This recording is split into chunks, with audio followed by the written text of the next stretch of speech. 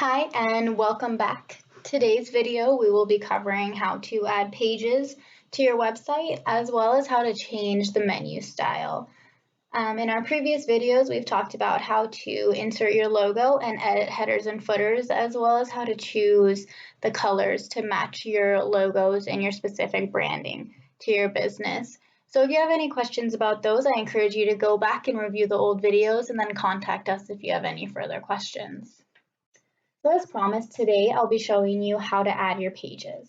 As a brief reminder, I'm actually building this website for a family business of ours, and I'm working off of their old website, which is just up here. So luckily I have a great template for the pages that I need to be creating, so I know exactly what I need to be including here.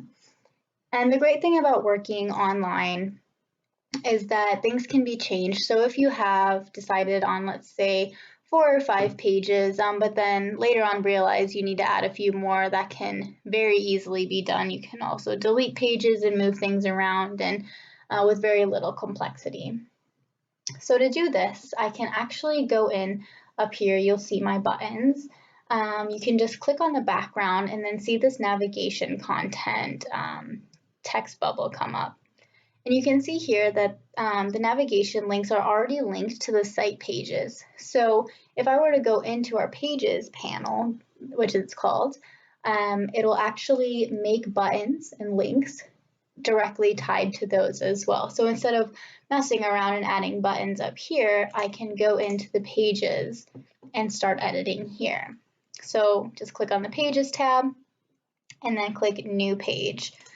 So one thing I know that I want is an About Us page, and it looks like they already have a template made for that, which is awesome. So I'll just click that, and for simplicity's sake, I'm just going to call it About and say Add Page, and then you'll see it pop up right there, and it actually brings you to the new page that you've added. So I have my contact page already. It also has a service page that I do not need, so I'll get rid of that. You just click on the little gear here, say delete, and yes. So I'll add a new page, and I want an Our Team page so that people can meet our family members that work there. And once again, to be simple, just gonna call that Team. This is a really cool page because it has little icons for each of your employees, so you're able to put in their name, their contact if you want it there, and then, like it says, a few words about each team member. So I like that. And as you can see here, they have a bunch of tools. What I'm going to do is a bit different, and instead of adding a page for each tool, I'm going to add what we call a folder. And you've seen this on every website before, and that's when there's a page that has a little down arrow and then it leads to other pages. So I'll just call this one Tools and say Add Page. So instead, now it has a folder, and I'm going to click and drag that all the way up to the top. And you can see that as I reorganize these, it reorganizes the buttons up here. I also want to put my contact at the end. And then just to show you how to put a new page kind of underneath or within one of the folders, I'll just do New Page. And I'm just going to do a blank page and call that General Purpose and Mills, which is some of the tools that they have.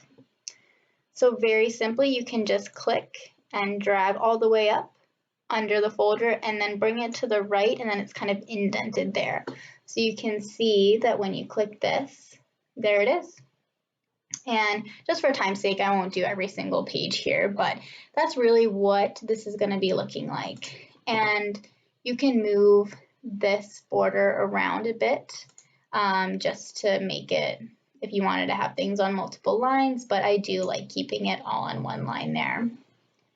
And you can see this is a blank page, so there's nothing here in the center, but our header and footer are still included, which is great. It's a great start to a blank page.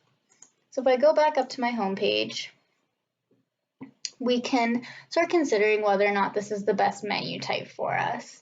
So if you go to Design and then Site Layout, you have the opportunity to choose whether or not you want to have your menus kind of at the top in the header if you want to have a sidebar menu, or what we call an expandable or a hamburger menu.